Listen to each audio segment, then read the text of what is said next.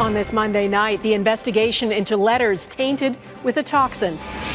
The poisonous envelope mailed to the U.S. president sends police to a Quebec home. The other letters intercepted too, and a woman arrested. Growing frustration with COVID-19 rule breakers. I'd send you to the MRI to get your brain scanned because I don't think there's anything in there. Big spikes in Canada's biggest provinces.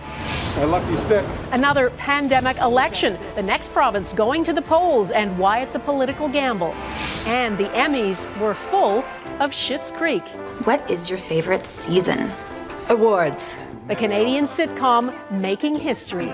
Oh my God, ew, David! Global National with Donna Friesen. Good evening and thanks for joining us. We begin with developments in the case of letters laced with poison sent to several U.S. locations, including to the American president. A Quebec woman has been arrested and is in custody in Buffalo, New York. And today police raided a condo near Montreal, assisted by a specialized team trained to deal with chemical and biological threats. RCMP say there is a link between this raid and the suspect arrested in Buffalo. It is working with the FBI on the investigation. It began after a suspicious letter containing the highly toxic substance ricin was intercepted at a government mail facility. It was addressed to President Trump. It's emerged there were other letters too, including some sent to a sheriff and his staff in Texas. There is lots to cover on this story. We have two reports tonight, beginning with Abigail Bimman and the raid that took place in Quebec. RCMP officers with specialized gear move into an apartment building in the Montreal suburb of Saint-Hubert. Some neighbors watch from balconies. Those closest to the unit where the search warrant is executed were told to leave. Because of the nature of the substance, either would it be ricin or another highly toxic substance, we decided to take all precaution. Ricin, a poison derived from castor beans, an amount the size of a pinhead can cause death. There's no antidote. It was found inside letters addressed to the White House, as well as law enforcement and detention facilities in South Texas. A female suspect was arrested last night as she was attempting to cross from Canada into the United States.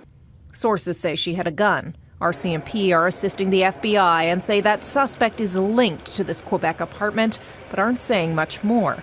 Beyond targeting the President of the United States, the motive isn't clear.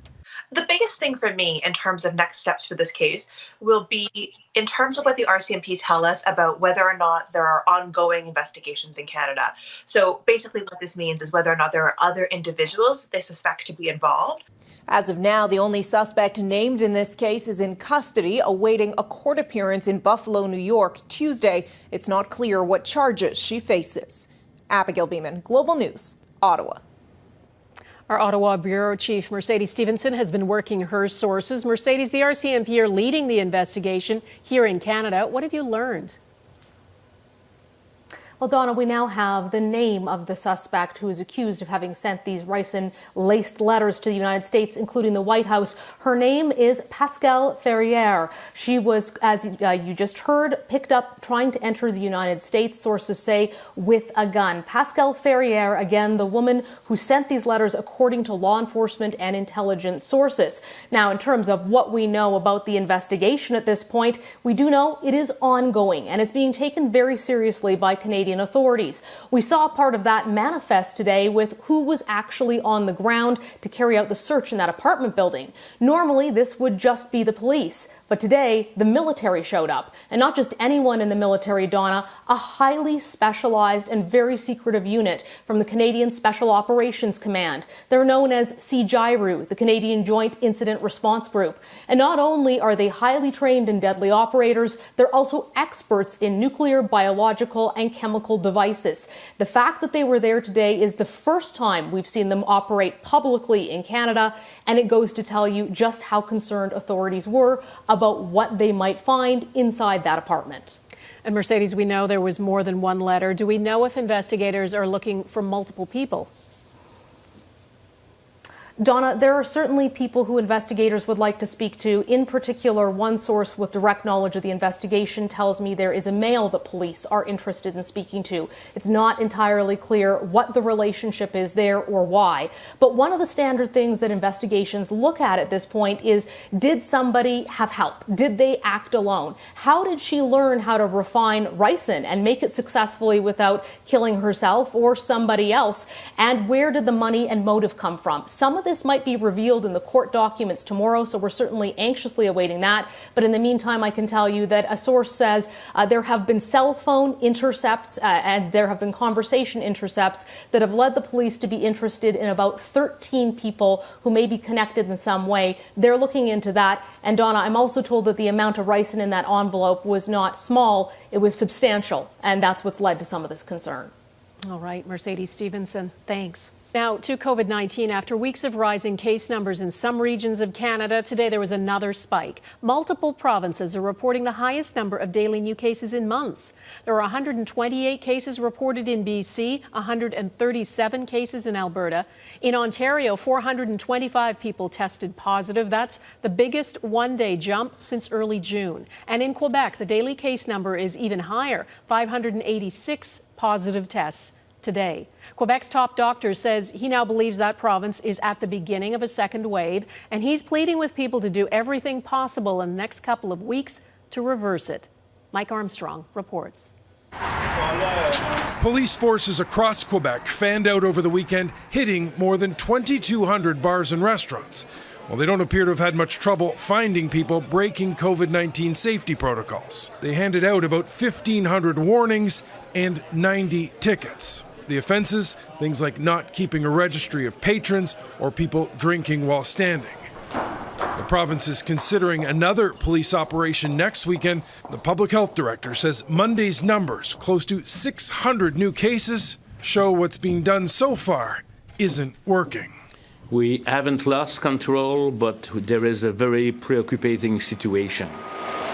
The rules are tightening in 3 regions of Quebec. The alert level was raised to orange as of 12:01 Monday morning. In those regions, including Montreal, alcohol can't be sold after 11 p.m., bars have to close at midnight, and private gatherings can't be more than 6 people. La croissance est très rapide. Montreal's public health director says there haven't been any major outbreaks, but lots of small ones. Enough that there's a consensus building Quebec is now in a second wave. The fear is big daily increases could turn into exponential jumps. I will tell you, things can go very fast. One struggle right now is contact tracing. Too few people are cooperating. In Montreal, tracers called more than 500 people over the weekend, and only about a third answered or called back. Now, 2 more high schools have major testing operations underway. Both have had about 20 cases each, teachers and students. Meantime, there is strain on the testing system. Quebec is asking the public not to go for tests unless they have symptoms, have been in contact with someone who tested positive, or if they've been asked to be tested by health authorities. Mike Armstrong, Global News, Montreal. In Ontario, officials are promising to release an action plan imminently to help tackle spiking case numbers and the surge in demand for testing. Of the 425 new infections today, the vast majority were in Toronto, Peel Region, and Ottawa. And 67% of today's cases were people who are under the age of 40. Premier Doug Ford doesn't mince his words when talking about people who break public health rules on public gatherings. There are strict limits in place, and today his frustration was targeted at the people who organized a car show on Saturday in Hamilton. Hundreds of people attended. I don't get it. I just don't get it. If we weren't so backlogged on MRIs, I'd send you to the MRI to get your brain scanned, because I don't think there's anything in there. We get the protocols out there, and they just blatantly ignore the people. In Alberta, public health authorities are trying to contain an outbreak that is spreading through the province's largest hospital. 14 patients and 4 staff members at Calgary's Foothills Medical Centre have tested positive. 1 patient who contracted the virus has died. Multiple units inside the hospital are affected, and 57 staff members are now in isolation. British Columbia will be the second province to hold an election in the middle of the pandemic. Premier John Horgan has called a snap election for October 24th. Horgan, whose NDP won a minority in the last election, did sign an agreement with the Green Party that he wouldn't hold an early election. That is out the window now. Horgan says the pandemic changes everything. He's hoping to win a majority. Our BC correspondent Robin Gill joins me tonight. Robin? Donna, Premier John Horgan had to justify calling this election on two fronts. First, there's the pandemic, and he's concerned that it's going to go for a longer period and that there will be a recession. So the NDP government wants to ensure that it gets a secure mandate for the next 4 years to start a recovery plan. We are not at the end of COVID-19. We're at the beginning. This pandemic will be with us for a year or more, and that's why I believe we need to have an election now. We can either delay that decision and create uncertainty and instability over the next 12 months, more speculation, more talk about what might be, or we can do what I believe is always the right thing and ask British Columbians what they think. The other issue is that this is an NDP minority government. For the past 3.5 years, the Green Party has essentially propped it up, and the coalition agreed that there would be no early election call. That is obviously now a broken promise, but that deal was cut with Andrew Weaver, who has since left the Greens. Premier Horgan admits that his government isn't as strong as it was before. 7 cabinet ministers aren't running again, and this could very much be a gamble, Donna. All right, Robin Gill in BC tonight. Thanks.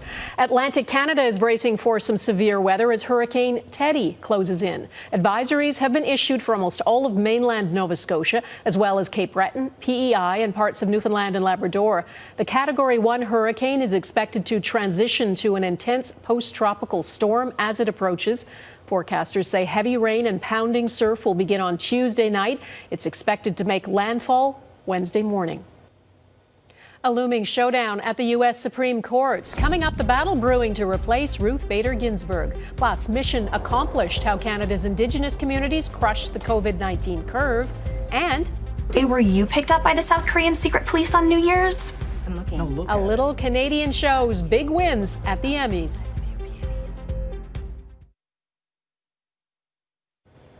The late U.S. Supreme Court Justice Ruth Bader Ginsburg will lie in state in the U.S. Capitol on Friday, the first woman to be honored that way. Right after she died, the controversy started swirling over whether her replacement should be named before or after the November 3rd presidential election. Ginsburg's granddaughter says her deathbed wish was that she not be replaced until the next president is elected. But President Trump isn't prepared to wait. He says he'll name a nominee on Friday or Saturday. Jackson Prosco explains what's at stake. Outside the Supreme Court, they mourned the loss of a liberal icon. No confirmation without inauguration. And prepared to fight over filling the vacant seat of Justice Ruth Bader Ginsburg. 5 women are being looked at and vetted very carefully. Defying Ginsburg's dying wish, President Donald Trump is prepared to name a replacement before November's election.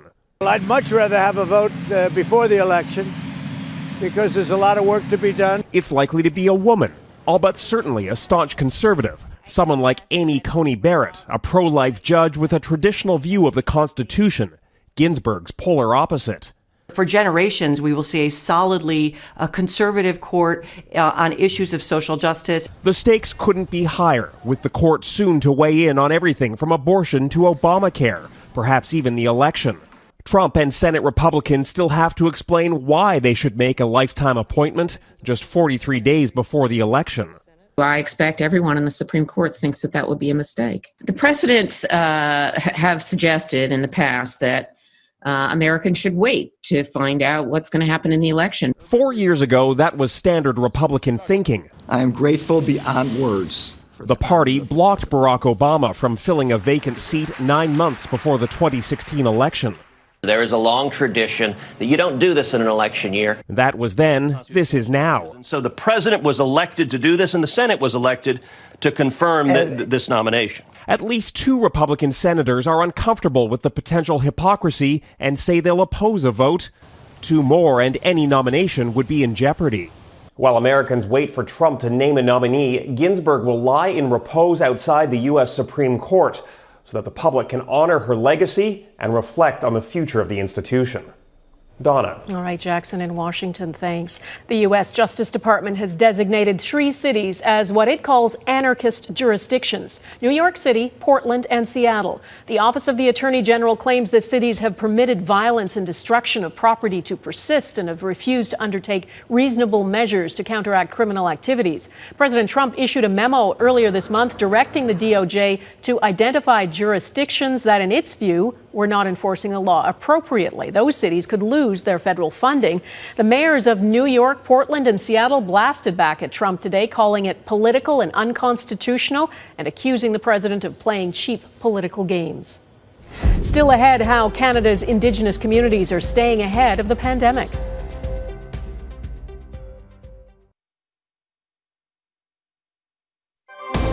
You're watching Global National. Since the start of the pandemic, we all have had to change our lives to slow the spread of COVID-19. And the efforts of people in Canada's Indigenous communities have emerged as a standout success story. It was initially feared they'd be among the most vulnerable to the virus, but Indigenous communities have done remarkably well keeping COVID-19 at bay, as Heather Urix-West explains. On the Siksika Nation east of Calgary, there is a new normal under COVID-19.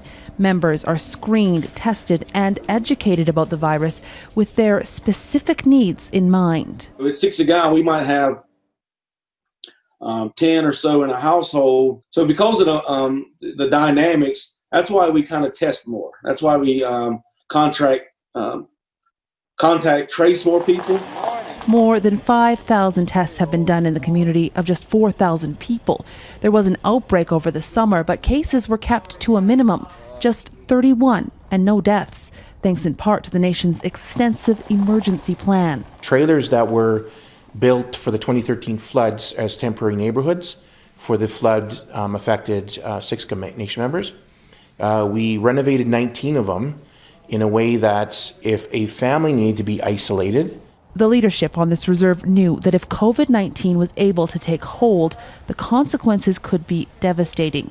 It wasn't long ago that the H1N1 pandemic hit Indigenous communities hard. Those stories were, the impact was traumatizing.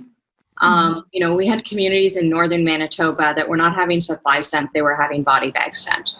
Because Indigenous communities have higher rates of chronic illness and often lack access to services, local leaders had to make decisive moves fast. And that, according to a new paper published in the Canadian Medical Association Journal, may have made all the difference. Travel into Indigenous communities was restricted, and young Indigenous influencers were tapped to spread the message. Only you and I can protect our future. The result was a first wave where Indigenous communities came out relatively unscathed. A success to celebrate, but not to rest on, as communities like Siksika await a possible second wave. Heather Urix-West, Global News on the Siksika Nation. Up next, Schitt's Sweep, the Canadian show that dominated TV's biggest night.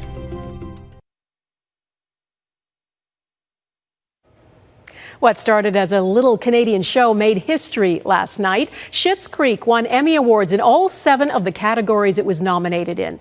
It's the first time a Canadian show has won Best Comedy Series, the first time a series has won all 4 acting categories, and the first time a series has swept every comedy category. This is how Emmy Awards host Jimmy Kimmel summed it up. Schitt's Creek won 7 of them. Unfortunately, they fell just short. This is a killer. If they'd won 1 more Emmy, they would have been able to trade them in for this, a Stanley Cup. But they didn't, so we're going to keep it here for another 27 years. Sorry, Canada. No apology necessary. Mike Drolet explains why a Canadian show took the Emmys by storm. Eugene Levy, Schitt's Creek. Imagine the script, a pandemic award show from Hollywood where the first 7 awards are accepted in Toronto. And the historic run of Emmys are handed out by someone in a tuxedo hazmat suit. It all seems so Schitt's Creek. And again, comedians couldn't ask for a better circumstance. These people are designed for weird reaction shots. And they that was That was weird. Oh, we did great, John. The show is an overnight hit that's actually 6 years old, the brainchild of Dan Levy and his father, comedic legend Eugene Levy, about a clueless family who's fallen on hard times. Eugene Levy summed its appeal into a celebration of inclusivity, a castigation of homophobia, and a declaration of the power of love. What is your favorite season? Awards. Schitt's Creek developed a worldwide following, but that may never have happened if not for the use of GIFs to market the show. People would see those funny clips and become intrigued about where they came from. I think, honestly, Schitt's Creek was a social media success because it spread like wildfire through Twitter. I'm a perfectly good driver. I would argue that I'm a better driver and my license is suspended. Well, Another smart move, the show never claimed a nationality. All it was the town of Schitt's Creek, which in real life is tiny Goodwood, Ontario, which has become something of a fan destination. It's good. It's bringing a lot of people to the area. Goodwood's actually becoming known, even though now we're becoming known for Schitt's Creek, the name, they're calling us Schitt's Creek. And while that might normally cause vexation, a comedic sweep at the Emmys is giving anyone associated with the show reason to smile. Mike Drolite, Global News, Toronto. And that is Global National for this Monday. I'm Donna Friesen. One more honor for Schitt's Creek. Tonight's Your Canada is the Rosebud Motel, where exteriors of the show were filmed in Orangeville, Ontario, north of Toronto. And about an hour away, the community of Goodwood served as the backdrop for the show. Thanks for watching. Hope to see you here again tomorrow. Take care of yourselves. Bye-bye.